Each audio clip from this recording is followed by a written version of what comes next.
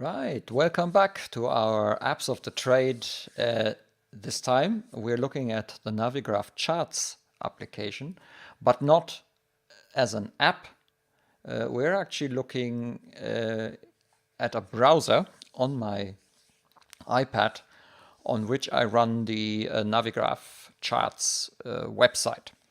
And so you could also run this on your PC. But the thing is, it is quite practical if I can have the Navigraph chart in parallel.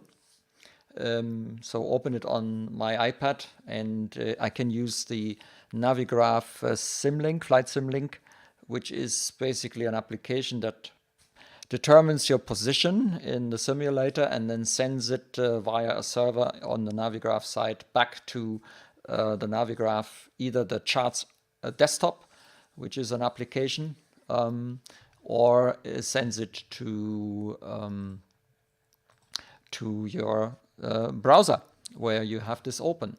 Now the Navigraph charts have actually been updated, so there's a completely new version out with a lot of very interesting new features.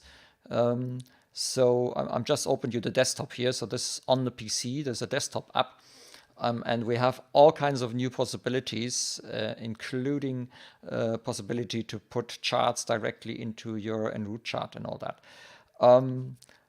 That I didn't want to show you. I just wanted to show you that I sometimes use it here on the browser, and it's basically the same thing. And if the simulator would be running, both worlds, by the way, this works for prepared FSX as well as for X-Plane, then we would even see the little arrow here that gives us an idea of where we are.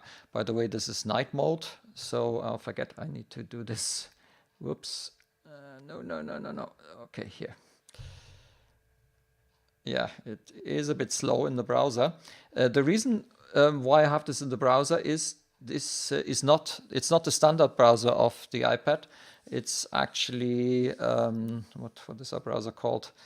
iCab, because iCab gives me the possibility to do a full screen, so that I don't have all this normal browser stuff, but you can run it in Safari as well, in the standard browser of your iPad, no problem. It works. This is iOS 9, I think. And it works in iOS 9, and it obviously works in newer versions, Safari, sort of the browser versions. But I used iCab because iCab Mobile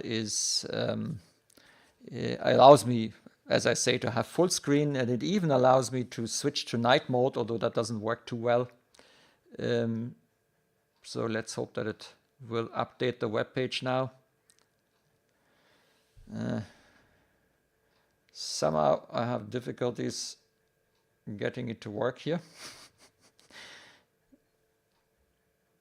Yeah, it is working, but I actually wanted to switch it into day mode, but it doesn't seem to want me to do that.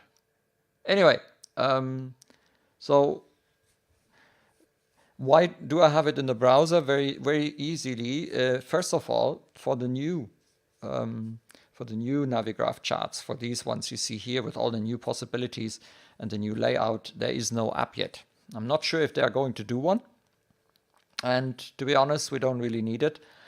But yeah, it's for me, it's an easy way to not so much set up the flights, but probably more to just have it in parallel so that it doesn't take place on my screen. And especially for people with only one screen, this is a good possibility. If you have a Navigraph subscription, though, I mean, the subscription costs money. It's a subscription that you have to pay every year, so this doesn't come for free. But if you have a subscription, it's very easy to use your iPad. And as I say, this is an old one. It's an iPad 2. It's years old, and it runs on iOS 9. And it works well. By the way, the program with which I'm showing you this here is AirServer. It's a program that allows iPads from, I think, version iOS 9 on to cast their image here on as a window on my PC. I'm currently testing it. I have a 14-day trial period, and I'm testing it. And I'm pretty sure that I'm going to pay the $17 or so for the home license, because it's very good. Although I will not run it on my prepared machine. I will only run it on my X-Plane box. But yeah, so we shall probably see Navigraph charts popping up as an overlay in OBS at some point, because I think it's a nice addition. So yeah, that's it. I'm using Navigraph on my iPad. That's another app sort of that I use in the context of flight simulation. Until next time.